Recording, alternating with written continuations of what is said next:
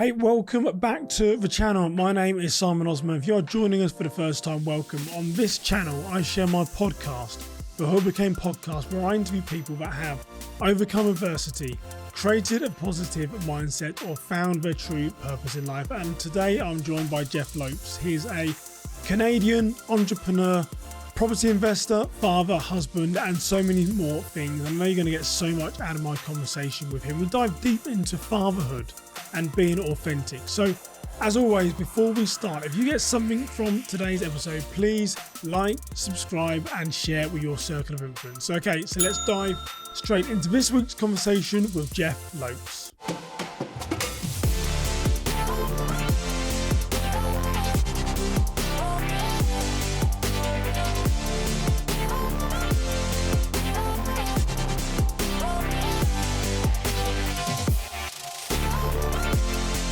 Jeff Lopes, welcome to the Who Became Podcast. Thank you for having me, brother. This is going to be a fun conversation for the audience that's listening. We probably recorded almost a whole podcast before we even started today. It's been we have a nice mirrored connection here, so it's going to be a fun conversation today, brother.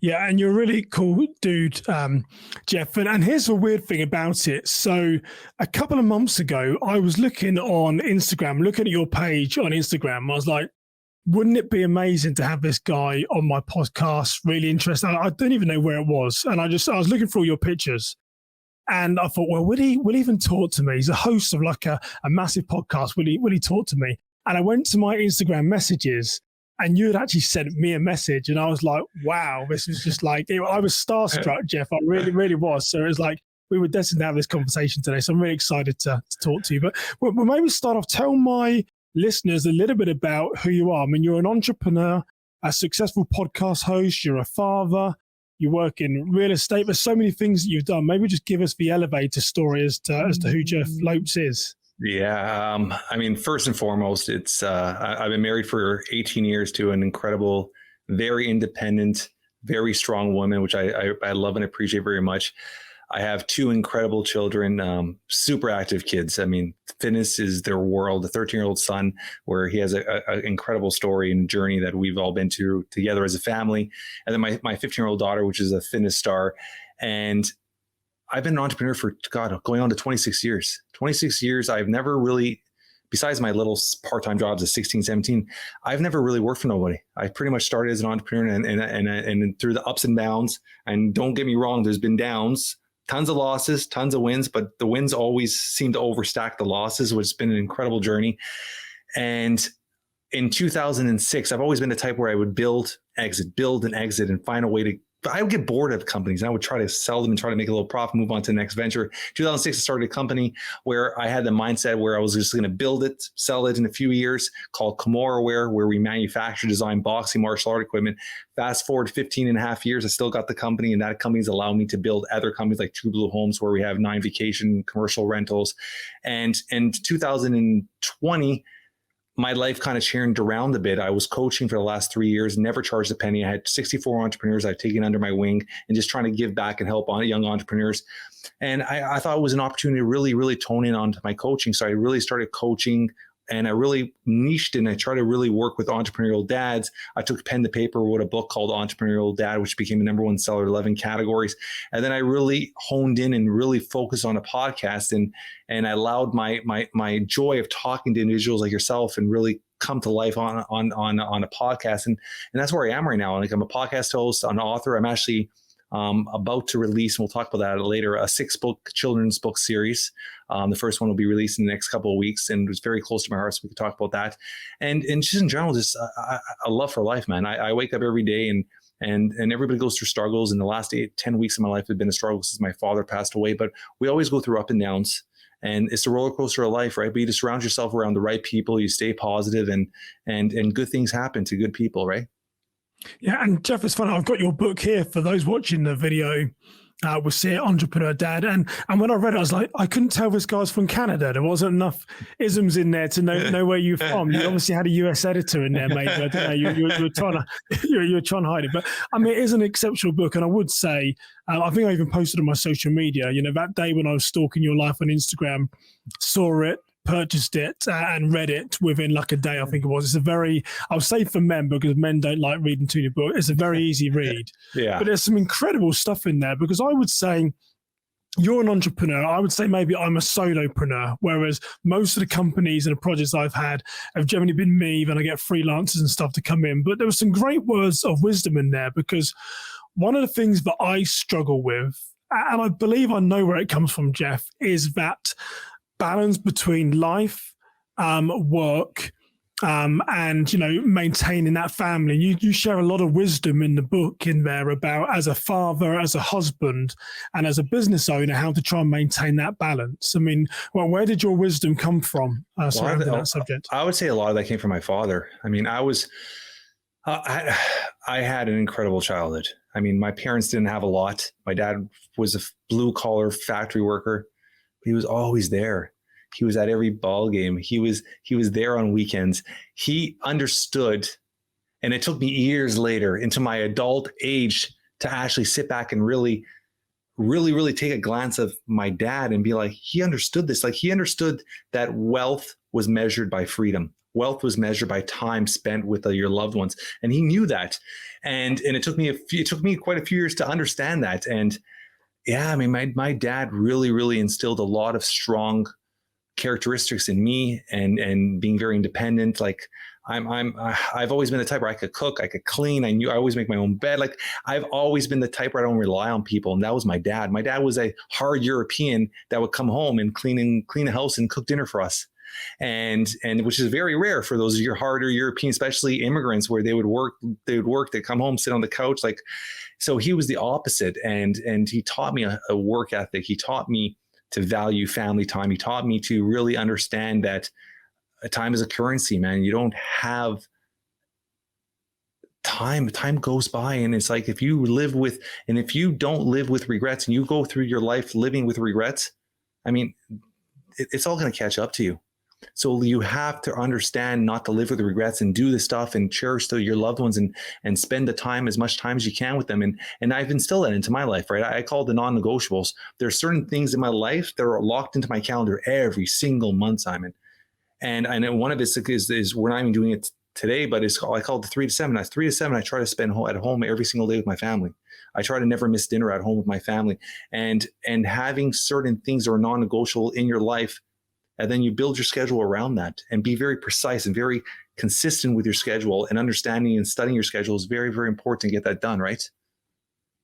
Yeah, and I think you said something which is really interesting, and I believe it to be very true, is having that role model. You know, if we stay on the sort of the fatherhood side for a while, and sort of pick on us men for a while, I think it is really important for us to have a male role model that we look up to and aspire to. And I think some people don't necessarily have that in my life, and I particularly didn't. So I think there's some learned behaviors in there as well. It sounds like, you know, you had a very blessed family, you know, maybe not in financial, but in the love and affection and the time that your dad gave you. And truly, that is what our kids want. But that's the challenge. That's a friction, isn't it? Between 100%. Between the drive. And just talking from my experience for a while, is, you know, I've been trying to work hard to give my sons the things that I never had.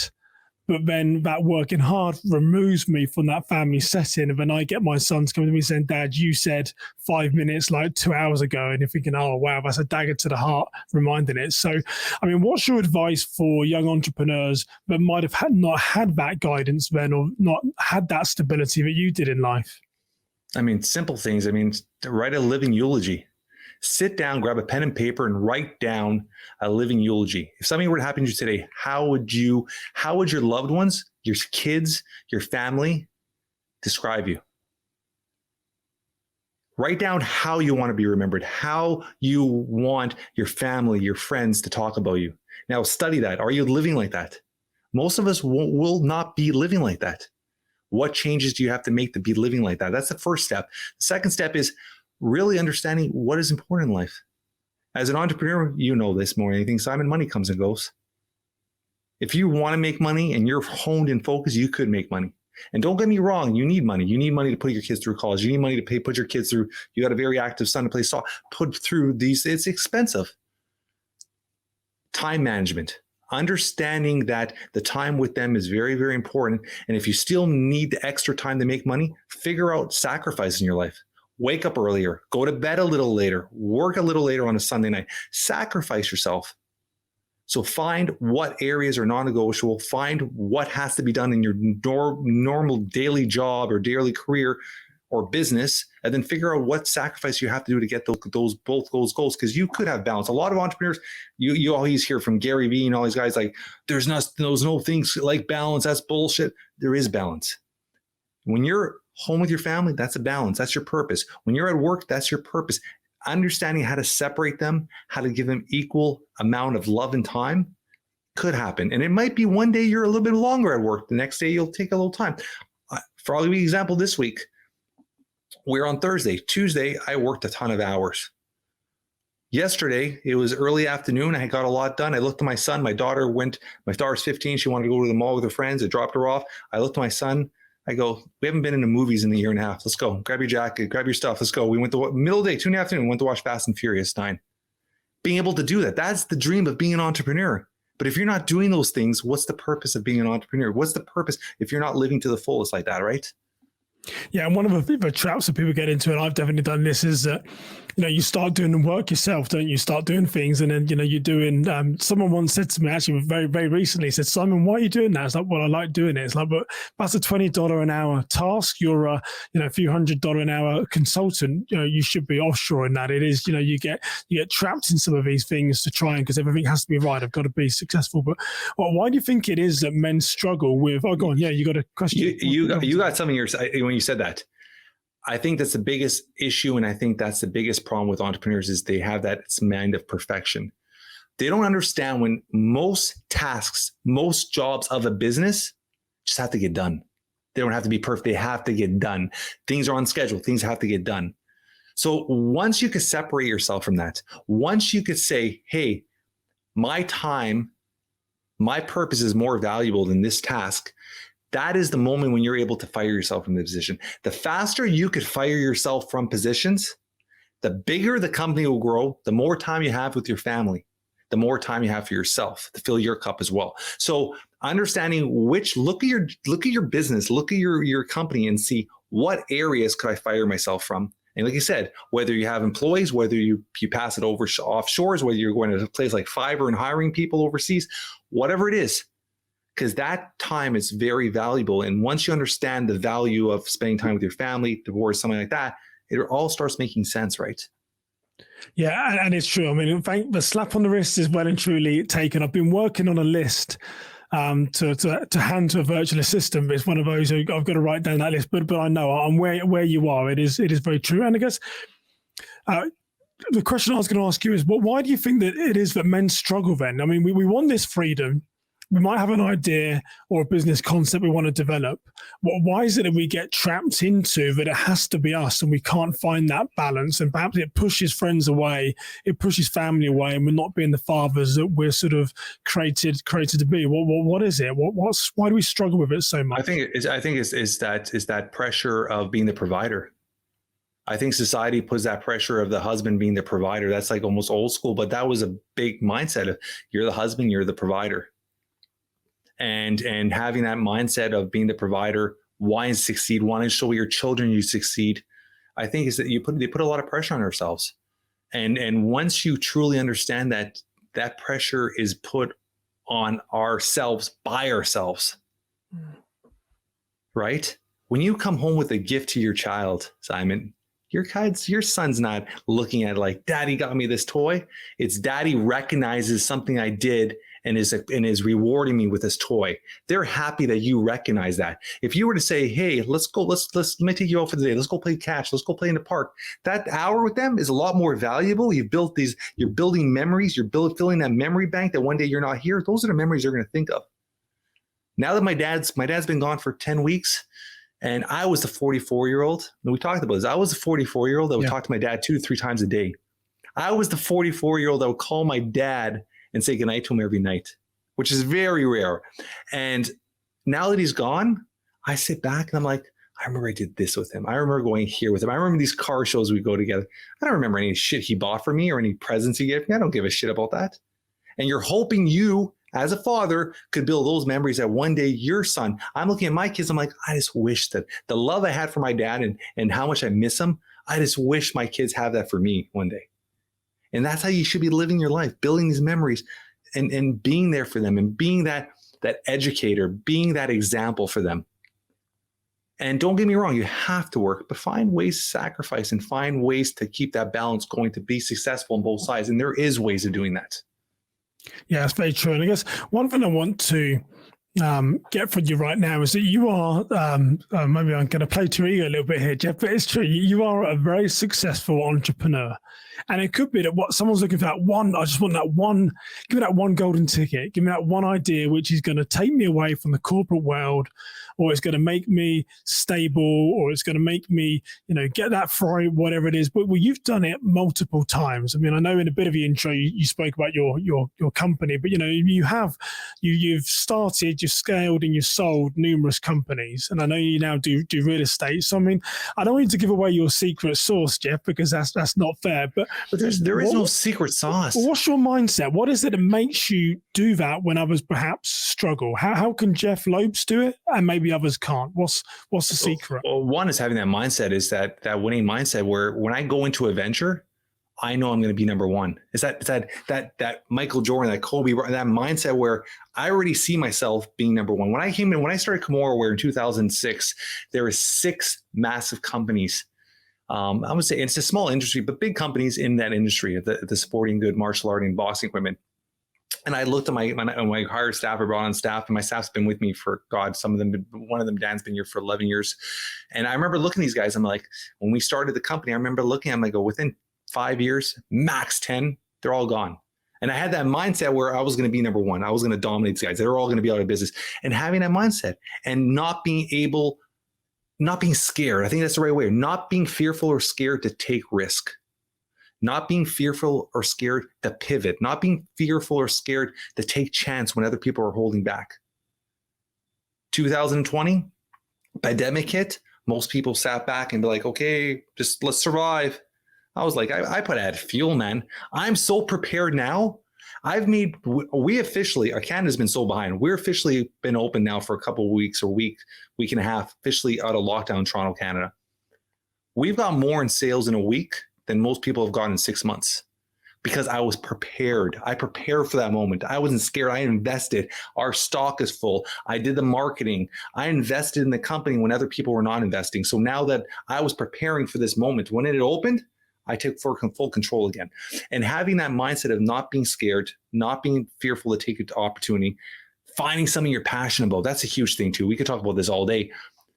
If you're starting a business, if you do not wake up every single day and have this smile on your face ear to ear, then why are you doing it? Because that passion, that drive, that initial go to start the business, you'll lose that very quickly within month 2, month 3, month 4, because shit's always going to hit the fan. And if you don't have the passion to wake up every day and still keep pushing forward because you love what you're doing and you enjoy what you're doing and you feel like you're serving and helping others, if you don't have that, that'll die out. So you have to have that. You got to be in an industry that you love. I've been taking martial arts and boxing since I was a kid. I always had a passion for it. So it's easy for me to wake up. As in, you got this company. I was like, do you even do martial arts? I guess yeah. So and then when the UFC took off, in 2006, that UFC was just about to start, and I was like, there's an opportunity here, and I positioned the company properly at the beginning to give for the long haul. When I started the company, I'll give you an example too, is when I started Comoroware, a lot of companies at that time were starting in the industry, and at one time was flooded, but they were all coming out with these aggressive names like Tap Out and Skulls. And I said, I'm not going to do that. I'm looking at the long haul game. I'm going to call a company Comoroware. Comoroware is an actual move in martial arts, but I saw Comoroware, the word Comoroware, it means big tree in small town. So I said, let me pick a name that I could use to, if the company has to pivot towards another sport or something, it could always be relevant and not aggressive. And I kept that non-aggressive, clean look when everybody was very aggressive and being very powerful. And I said, okay, how am I going to get in front of as many eyes as I possibly could with the company? I'm giving you a little history on it. And I said, okay, I'm going to start off as an apparel company so I could really sponsor as many UFC fighters as I possibly can. They'll all be walking my walkout shirts. At one time, we had 26 UFC fighters, all with our walkout shirts, wearing our stuff. All those little toys at Walmart, these figurines were all with my brand on it. We were everywhere. But I realized very quickly these big heavy hitters with a lot more money were coming in trying to take that space. As soon as I saw that, I pivoted to equipment. And I said, listen, I'm going to really suck that little year and a half of being on TV and now try to do equipment. And from the equipment, I pivoted a company so many times. We do full licensing for franchises. We have mass franchises. Allocate Boston, we're exclusive to franchise dealers of Canada, 9 rounds. And then we do about 75 customized orders a month for gyms, like big bulk orders. We fully out-furnish a gym. We have an online sales. We have our wholesale. We deal with about 1,800 gyms. So it's understanding where opportunities there. Just keep putting gas to it. Just keep growing. And I think a lot of people are scared, like I said, to take chances and be able to pivot at the right time, right?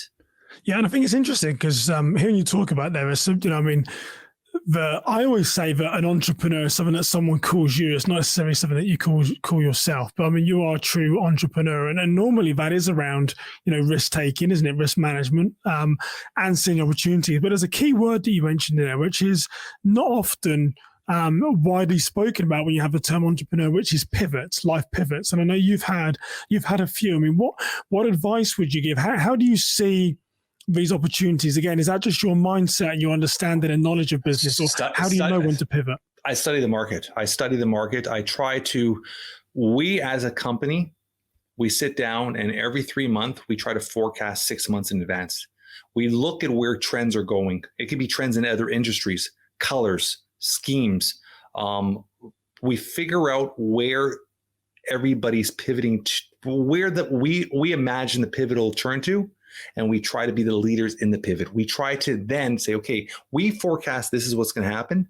Now let's really go hard into it and kind of push everybody that direction, kind of be the leader in that direction. And we've done that so many different times. And there's a couple times we failed. And I'll give you an example of one. When I started Comores Equipment Band, we were a premium brand, full out leather line. But I realized very quickly that a lot of people who would join a gym for the first time, they were like, we're not going to spend $120 on a pair of gloves. We're going to go to your local Walmart and buy a $30 pair of gloves. I don't know if I'm going to be doing this for a month or 2 months, right? So I was like, okay, I need to come up with a beginner line, an intro line. But I was like, you know what? Comores is known as a prestige line. We have all these leather goods, really high end. I don't want the damage, the value or the quality of the company. So I started another company called Stinger. And this was an entry-level company. And I started pushing and promoting. We're selling it and selling and selling. And then I was realizing I'm spending marketing on 2 companies. I'm advertising for 2 companies. I'm pushing 2 brands, but it's all coming from the same warehouse. It's all coming from the same factory. Why am I doing this? And all of a sudden I said, Stinger, all of a sudden transferred under the Comores brand, and now became Aspire line, which is a Comores line of a Comores, which aspired to be. And all of a sudden, I started selling the exact same amount, but now I cut all these costs. So in that period, I probably lost about 1.5 years of marketing, advertising, branding, building. I could have been a year and a half ahead with the Aspire line. But there's learning curves. But I learned from it, and I grew from it. And believe me, there's been tons of other times that's happened. But understanding and not being fearful to pivot and make change, because your company, the minute it becomes stale. That is why these other 6 companies were all out of business here. They all became stale. They all became comfortable. The minute you become comfortable, there's somebody going to surpass you and jump right over that hurdle, right over you in 2 seconds. Yeah, and listening to you, I mean, it is true that, I mean, you are a true entrepreneur. I hear your passion. I can see it because I can see you on camera. You have a lot of knowledge. If there's someone listening to this podcast, it could be, either a young guy who's 19, 20 said, I've got an idea. I want to be an entrepreneur. Like Jeff, you said you've not really worked for anyone else in your life. It's always been you. How does someone really know if it's inside of them? I mean, most sort of entrepreneurs, they don't have to be an extrovert, but I can just see your passion, love, and knowledge. How does someone know? Walk us through maybe your journey. When did you think, I'm never going to really work for someone else? I'm always going to do my thing, my way, gain the knowledge, gain the products, and sort of enter the market. When did you realize all this, that you were perhaps different from those that sit in the cube for 9 to 5, 40 hours a week? What's crazy is I've actually been studying this a lot lately that you're bringing this up. I love this topic because I think a lot of our upbringing is what dictates the future. And we don't even realize it. And these could be moments that have passed in the past that we don't realize. And they essentially are the root of our future kind of thing, right? And I look at it and I'll give you a few little examples. My dad and my mom worked their ass off just to get by, to be able to provide to us. Was that subconsciously in my mind watching my dad work at a factory and be like, I ain't going to do this my whole life? Was that something that was instilling me from a young age? Nothing with what my dad did was wrong. He had a great job, good pay, worked at a factory, but that subconsciously could have really been engraved for me from a very young age. And then there's moments where it's a crazy little story, and there's so many of them. I was 16 years old. I was a stock boy. I've told this story a few times. I was a stock boy at a department store. And it was 9:00 at night on a Friday night, and the store closed, and everybody was rushing to get out of there. It was all part-timers, kids, 16, 17-year-olds. And the store manager, which was a complete a-hole, looked at me. He's like, Jeff, I need you to take 2 more skids out. So run to the back and pull these skids out and put them in the middle aisle, because the night crew was going to put the stuff on the shelves. I'm like, oh, and I was ready, but to leave. I was just Friday night. I was 16, 17. My friends are waiting outside. So I run to the back, get the pump truck, pump it up, start flying it out. Is a skid of bleach. You know what bleach is, right? Yep. Flying down the aisle. I go a little too quick. The whole skid flips over, bleach all over the women's department, just all over the floors, everywhere. And the manager comes in, this big bang, and all the staff and people were leaving and with their jacket. Everybody was looking at me, and I'm stuck in the middle. 16-year-old is stuck in the middle. And I remember he looked at me and he goes, Jeff, he goes, this is why you'll never, I remember his name was Texera. And he looked at me, he goes, this is why you'll never accomplish nothing your whole life. You're going to be a loser your whole life. In front of everybody, he was ripping down on me.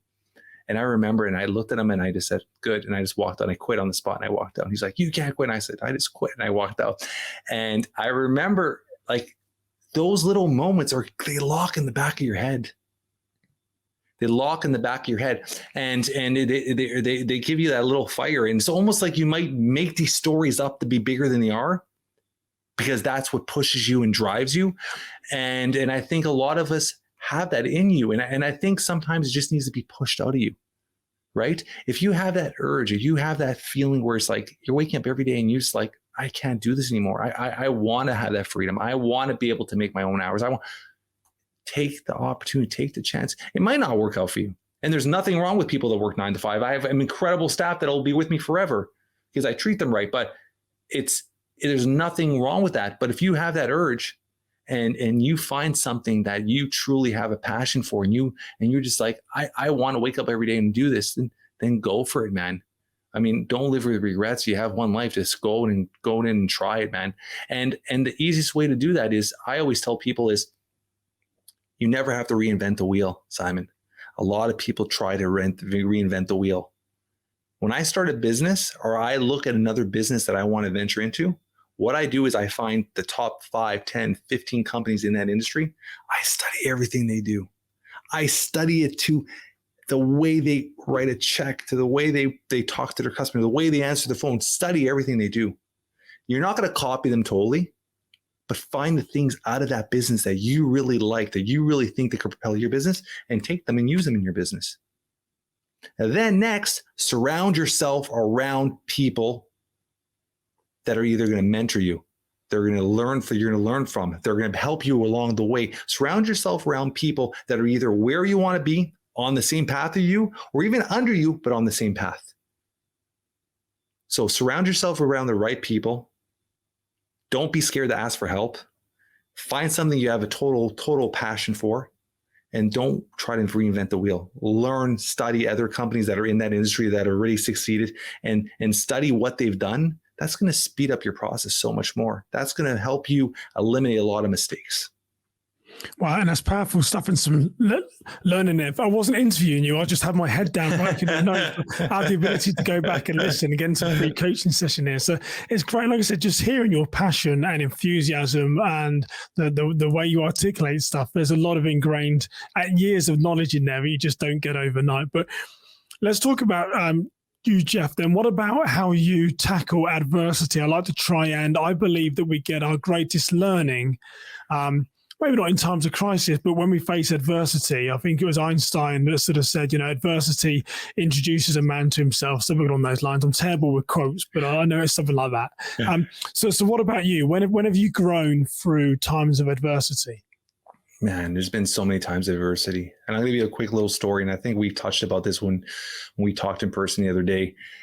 Is this your son? Yeah. Are you okay with me talking about that? Share that one to the listeners. Yeah, share that one. Yeah. Yeah. So, I mean, it was a huge situation of adversity in our lives, right? I mean, I was your typical entrepreneur 13 plus years ago. I was working crazy hours. I was never this family orientated. My daughter was a year and a half old. We were married for a few years, but I was just work, build. That was always I was focused on. And my wife was 31 weeks pregnant at that time. And it was a Friday afternoon, and I got a call. My wife got rushed. We had to rush my wife to the hospital. And in the same night, we almost lost my wife and my son.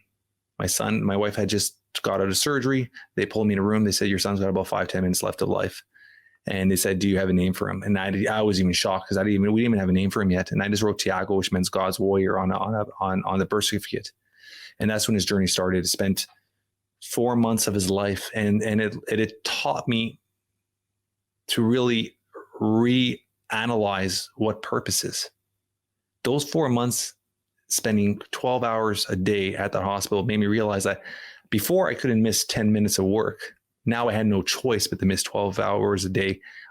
It was engraved in me that me being there was the only thing that was important at that moment. And we were there from 7 in the morning till 7 at night every single day, Monday to Sunday. And my son had 6, I would say almost, you could say 7 severely damaged organs, brain severely damaged. And so many stories in between that. Small child in sick kids hospital, history to be on dialysis, 2.5 pounds.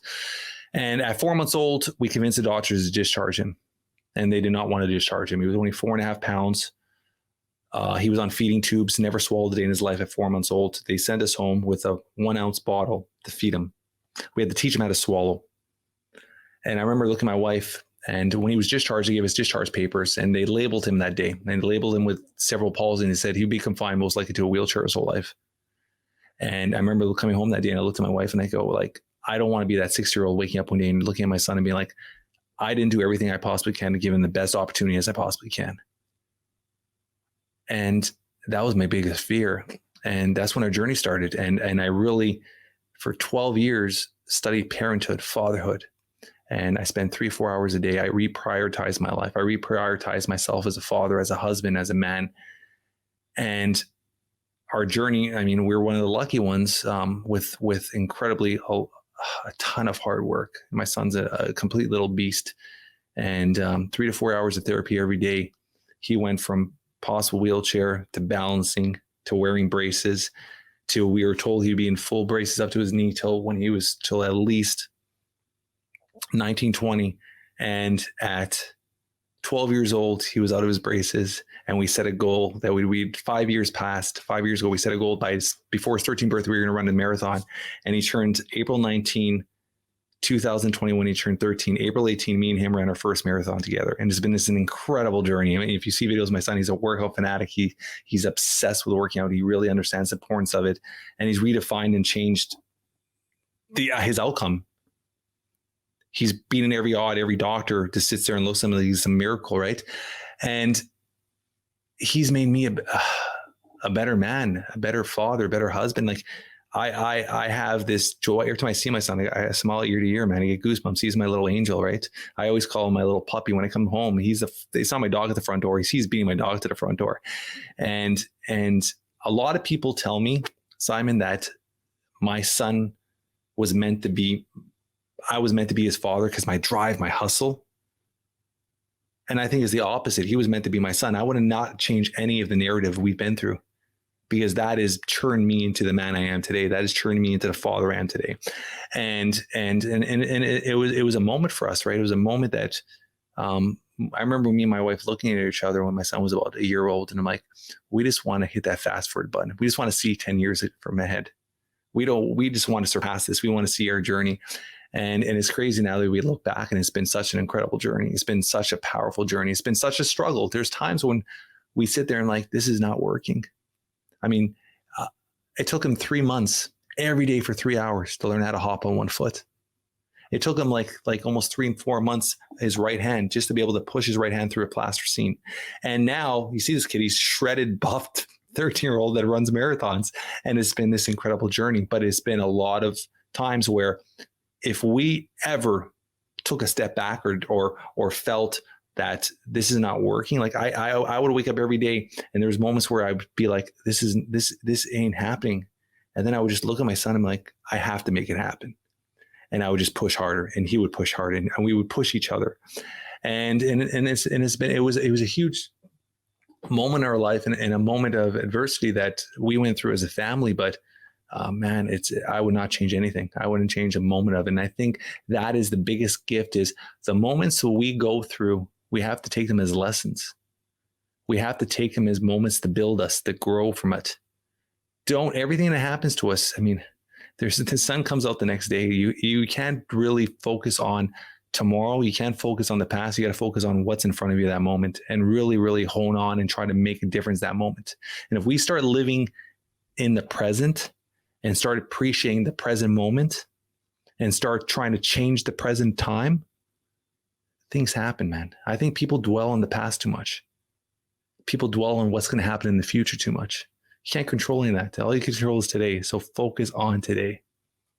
Well, it is interesting, Jeff, as well. I see a lot of myself in that story that you shared. And the first time you told me that, I got goosebumps. And the second time I've heard it, I've got goosebumps as well. I've seen your son on social media, on your Instagram account. I mean, it's incredible to hear perhaps what the doctors were saying he was going to achieve to what he's accomplished now. But I also took a lot away from there surrounding very similar to me in fatherhood, that as a father, we're expected to love and nurture and develop our own children and teach them stuff. I mean, that's what our role is, to train a child up in the way they shall go, and they shall never depart from it.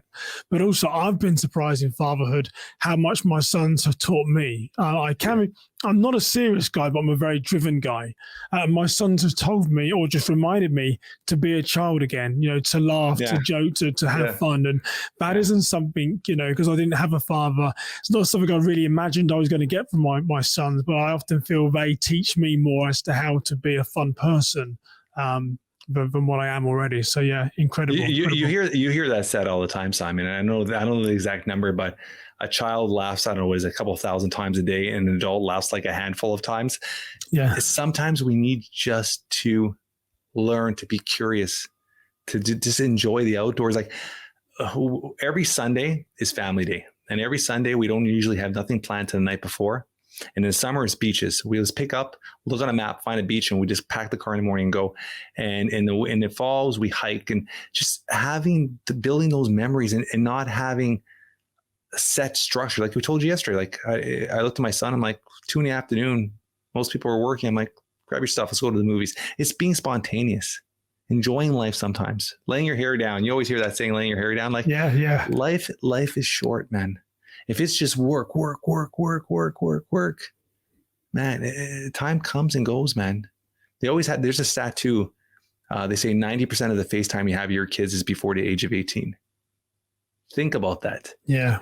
And it's true, because once they turn 18, they become independent. They go to college. They start getting full-time jobs. They start going, and that time you spend with them really, really spreads very thin. So appreciating the time you have with them, build as many memories as you have with them, because life is short, man. Shit changes in seconds. We walk out every day and we get in that car. You don't know if you're coming home.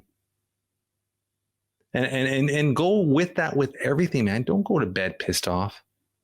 If you have, I tell this to guys all the time, man. And I'm going to share something with you, and I've never shared it with anybody on this podcast. Good, I've got an exclusive, so good. Yes, yeah, well done. This is to do with my dad. My dad and my uncle were very opposite. My dad never cared about money. My uncle, if he's listening, if he ever listens to this, he's still around, was always money driven. And when my grandfather or dad passed away, my uncle pushed away because he was so money driven and he was so focused on getting stuff, and they separated, and he really hurt my dad. And for years I looked at my dad, I'm like, you need to he's your only brother. You need to just forgive him.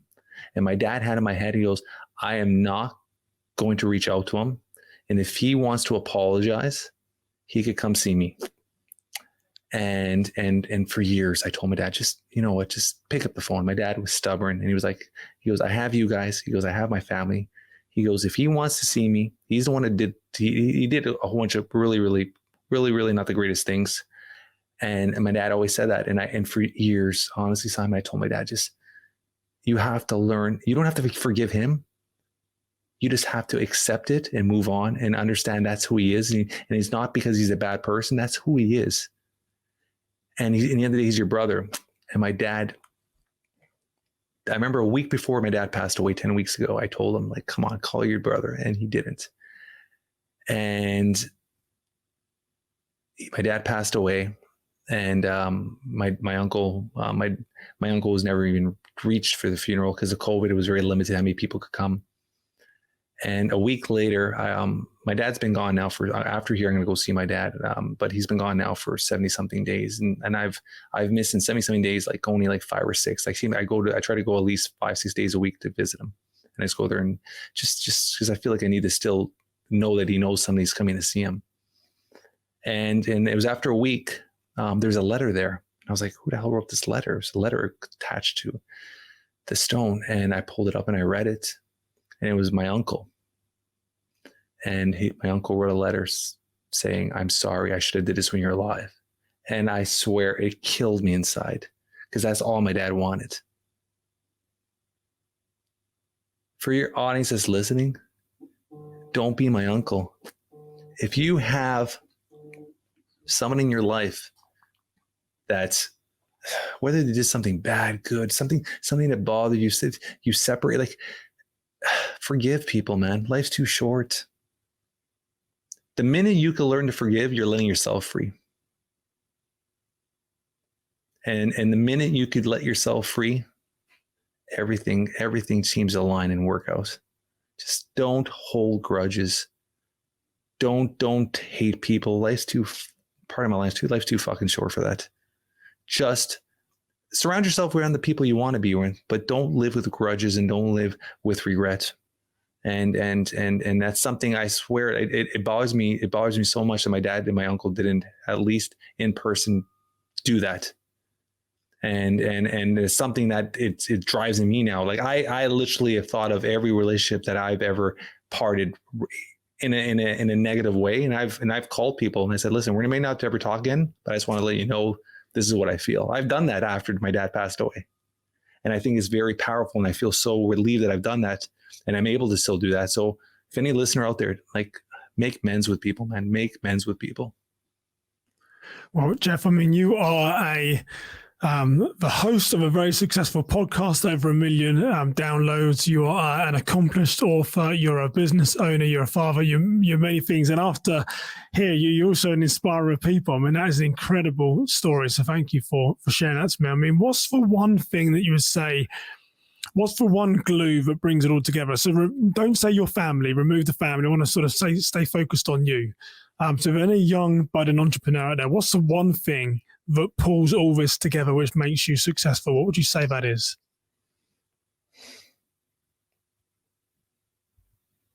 Hustle. And it's hard because I said don't include your family in that. No, but I'm saying it's that hustle. You look at the top athletes in the world, Simon. The one thing that killed Kobe Bryant was the one thing that made him the greatest thing in the world, that helicopter. He would take that helicopter to the stadium before his teammates got there. He would take the helicopter to miss traffic so he could get there an hour and a half before everybody else, and he would shoot 1,500 baskets every single day before his teammates got there.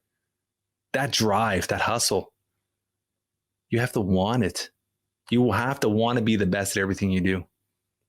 I know it brings back to family, but I instill this in my children. I know, and this might throw people off what I'm going to say, but I look at my kids and I want them to be the best. And I tell them when they enter a competition, they're playing a sport, my daughter does high level competitive dance. I go, you enter something, you're entering that because you want to be first place. If you don't go into something wanting to be the best at everything you seemingly do, you're never going to put your all into it. So when you're starting a company, it's not to start a company to make money. I want to start a company to revolutionize this industry. I want to start a company because I want to be on TV. I want to start a podcast because I want to be the top #1 podcast, and I want to have every sponsor. I want to be the next Joe Rogan. You have to have that mindset of every single thing you do. I'm doing it for a purpose. And I'm a very strong believer. A lot of people say, oh, this is my purpose. You could have tons of purposes. When I'm with my family, that's my purpose. When I'm at work, that's my purpose. I'm with you right now, Simon. You're my purpose right now. You're my purpose to be able to have the best conversation between us. You could have tons of different purposes. But having that mindset where when I'm focused on something, I'm giving 110% every single time. That's the only way you're to succeed. And I always have that mindset when I'm going to start a company. I'm not starting a company to start a company. I'm starting a company to revolutionize an industry. When I started 9 years ago, bought our first property, I looked at my wife and said, we're going to buy a property every year. I thought it was crazy.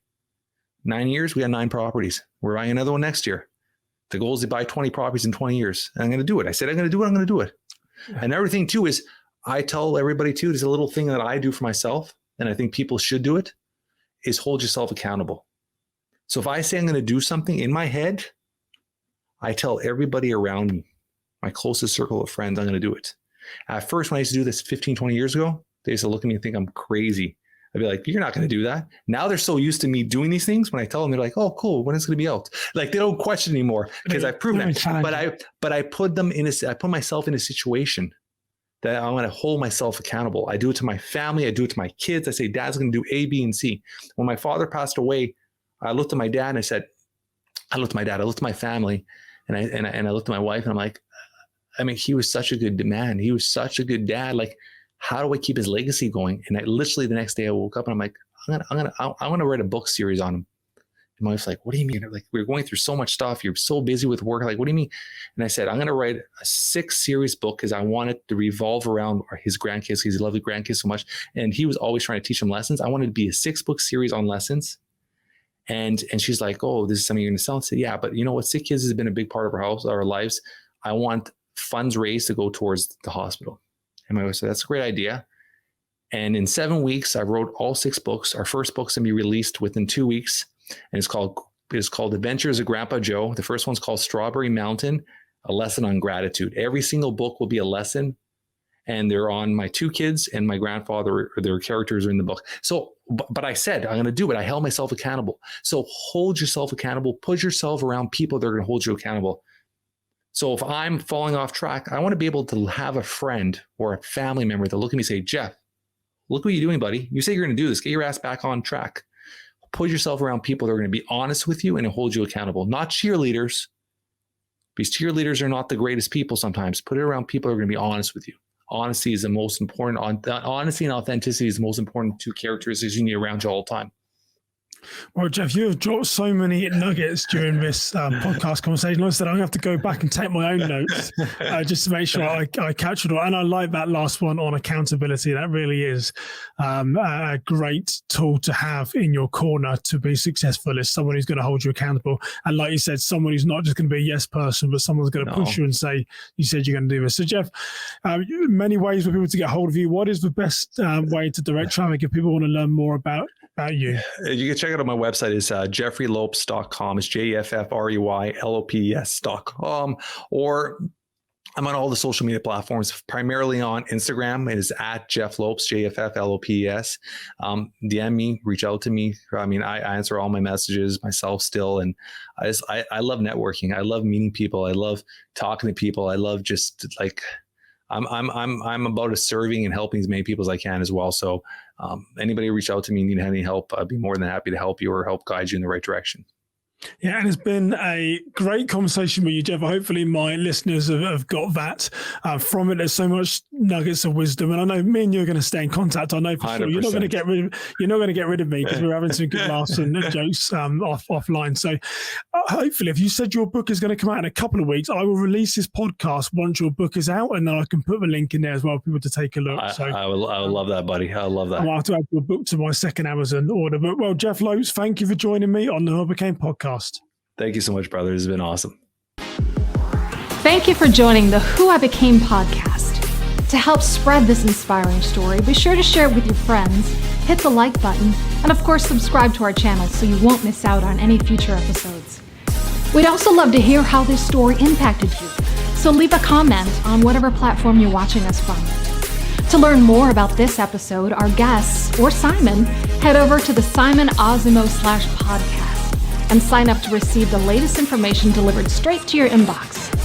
Once again, thank you for joining us for the Who I Became podcast.